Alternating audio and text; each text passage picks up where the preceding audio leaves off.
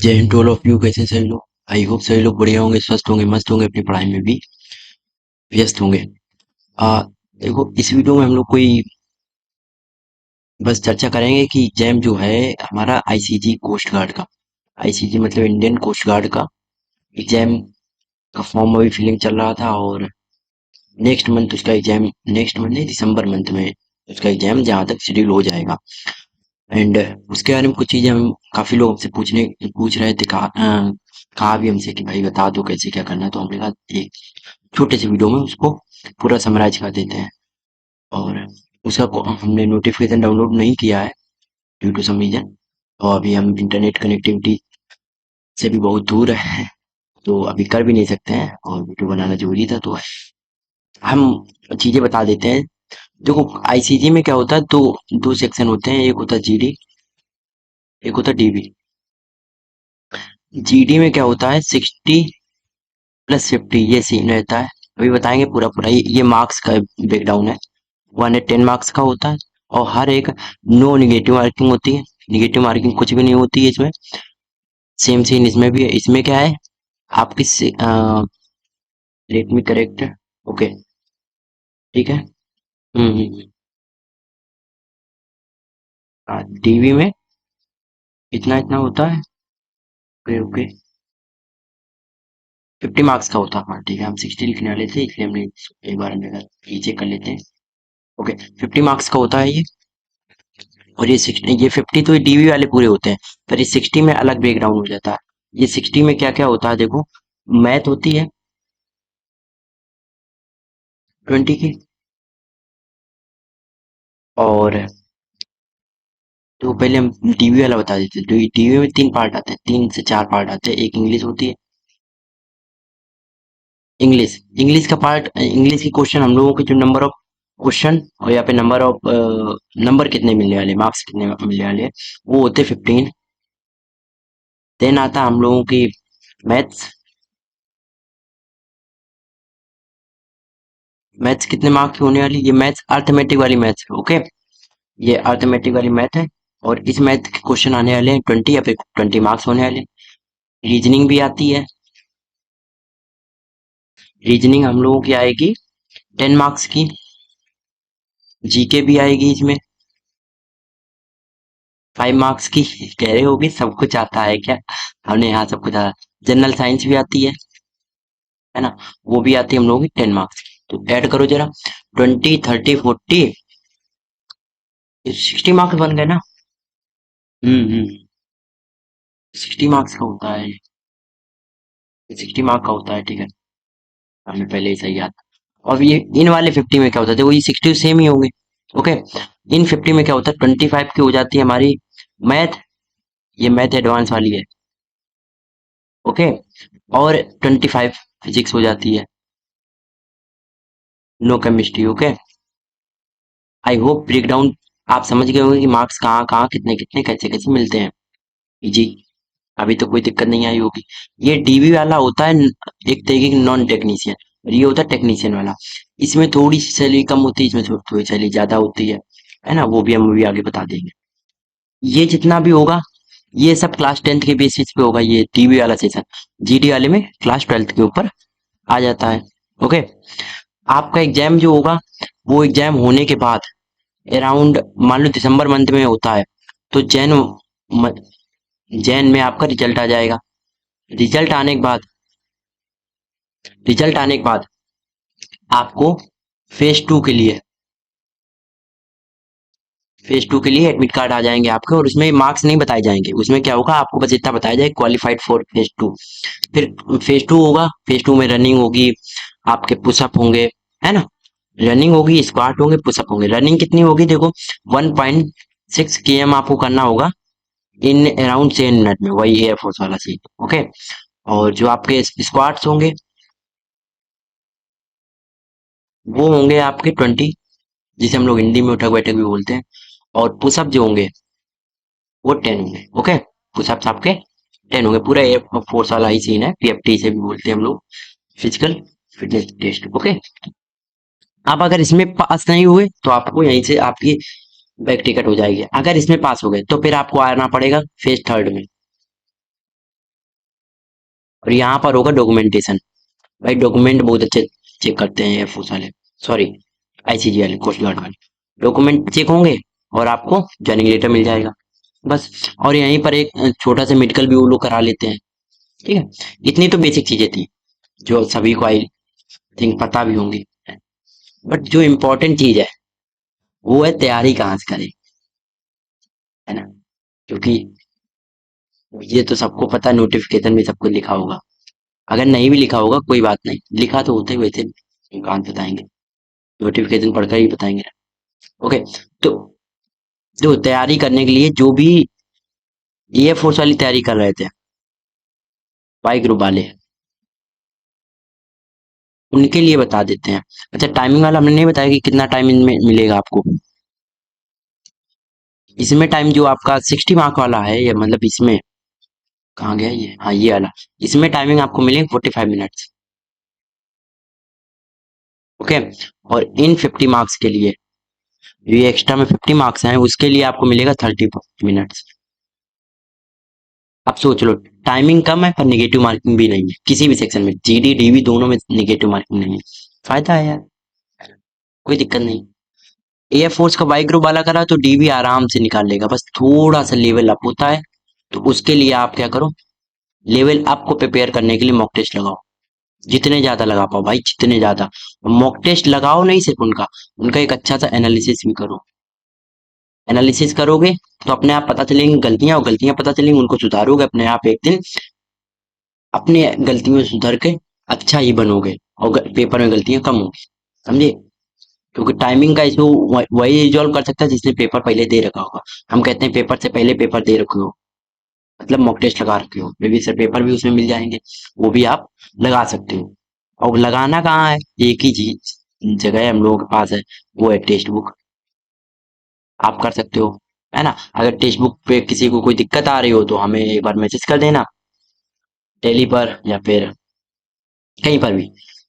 हाँ, टेली पे करोगे, टेली पे आप क्या करना, आई द ACP@, इस पर हमें मैसेज करना, या फिर आप ज्वाइन कर सकते हो एनडीए की जर्नी, एनडीए की जर्नी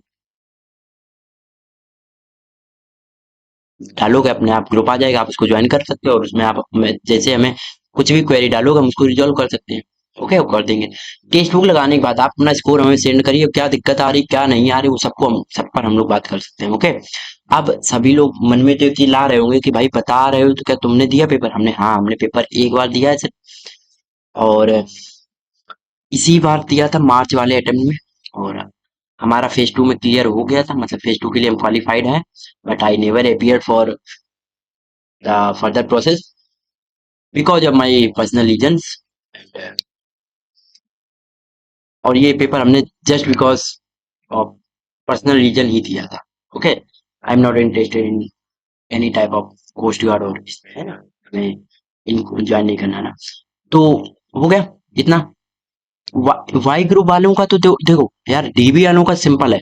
डीबी वालों का सिंपल ऐसे है कि भाई इस पे ज्यादा फोकस करो, तुम्हें फ्री के मार्क्स मिल रहे हैं 15 नंबर, ये 20 नंबर फ्री के मार्क्स मिल रहे हैं। अच्छा एक बात और याद रखना, कट ऑफ अच्छी जाती है भाई, अगर यूआर से हो तो 52-55 मार्क्स लेकर चलो।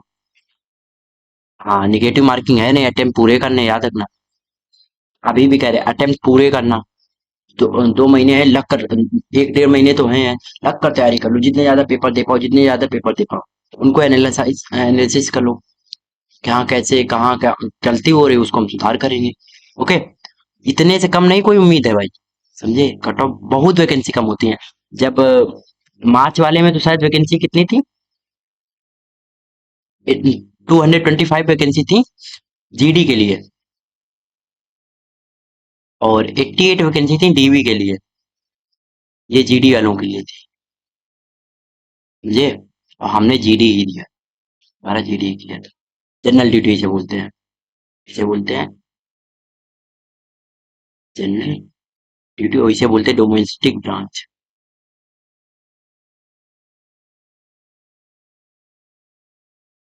ओके, चलो, आई होप इतना सब कुछ क्लियर है। देखो, हमने फिर से भी कह रहे हैं, अभी ये फोर्थ का एग्जाम हुआ था, जो लोग एयरफोर्स एग्जाम दे रखे हैं उनके लिए इजी पड़ेगा। बस अपनी पढ़ाई को ना पीछे छोड़ो, चीजें अच्छी पढ़ना शुरू करो। ये ना कभी सोचो कि ये एनडीए वालों के लिए है नहीं पढ़ेंगे, ये एसएससी वालों के लिए नहीं पढ़ेंगे। भाई क्यों नहीं पढ़ोगे? क्यों नहीं पढ़ोगे? क्वेश्चन का लेवल ऊपर होगा पर तरीका भी तो अच्छा होगा। प्रैक्टिस अच्छी कर लोगे ना तो वहां पर जो नहीं कहते हैं ना कि 60 क्वेश्चन 45 मिनट में कैसे होंगे, वो वैसे होंगे जो तुम करते हो ना। 2 2 जा 4 या 8 2 जा 16, ये नहीं बनेगा वहां। वहां पर सीधे 2 की पावर 4 याद रखना पड़ेगा, तभी बनेगा, तभी होता। वरना नहीं हो, फिर कहोगे यार पेपर कटे, टाइम नहीं देते ये अपने ले ले रीजन। बट तो हाँ, हम अभी देखते हैं बहुत सारे लोग हैं वो कई वाले सेशन में नहीं आते हैं, नहीं आने दो, कोई बात नहीं। एयरफोर्स वाले में भी दिखाया था कि कहीं से कुछ भी बाहर नहीं आता है। भाई पूछेगा कहाँ से? कोई बात नहीं, चलो लिविंग ऑल अदर थिंग, हम लोग इस पे इसके ऊपर आगे बढ़ते हैं। और जो फिजिक्स और मैथ वाला है, देखो भाई मैथ के लिए हम एक चीज, जो यार देखो मैथ का बहुत अनप्रिडिक्टेबल है, बहुत हमने दिया तो हम उस चीज को समझ पा रहे हैं। क्वेश्चन वही लेवल के होंगे, एनडीए लेवल के, एबी लेवल के, और टाइम बहुत कम देंगे। तो एक ही चीज है, प्रैक्टिस कर लो।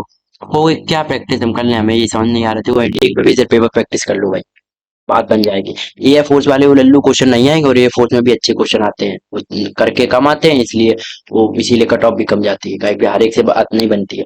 तो लल्लू लेवल के क्वेश्चन नहीं आते हैं कोस्ट गार्ड में।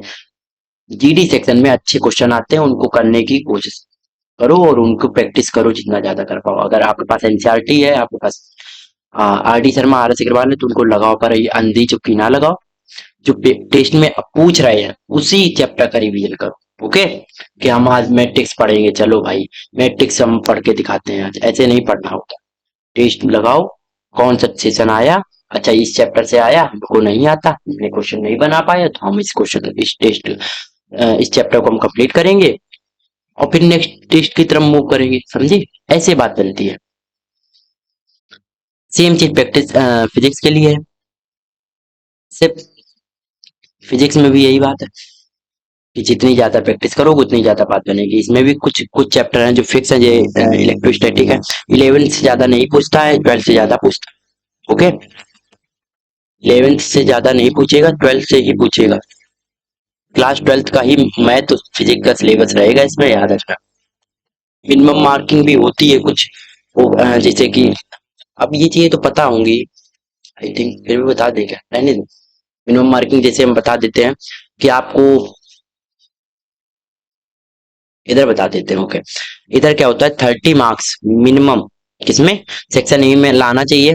जैसे 110 है, उसमें से 30 मार्क्स सेक्शन ए, मतलब कि 60 वालों में से इतना लाना ही लाना है। और 27 इतना मिनिमम लाना है, ठीक है। और सेक्शन बी में क्या है, आपको 50 मार्क्स, मतलब 30 इसके प्लस 20 इसके, इस वाले सेक्शन में, इस वाले सेक्शन में।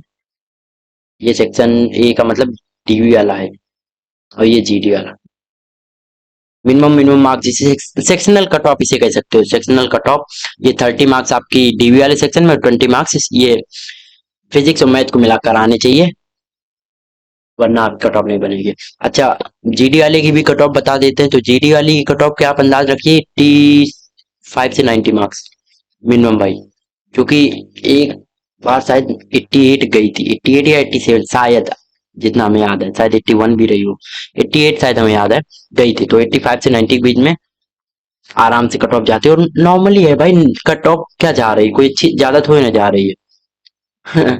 निगेटिव मार्किंग नहीं है, ये भी तो दिमाग में रखाओ, कुछ भी कर सकते हो आप। ओके, चलो, आई होप चीजें हमने क्लियर की हैं और आपको चीजें समझ में भी आई हैं।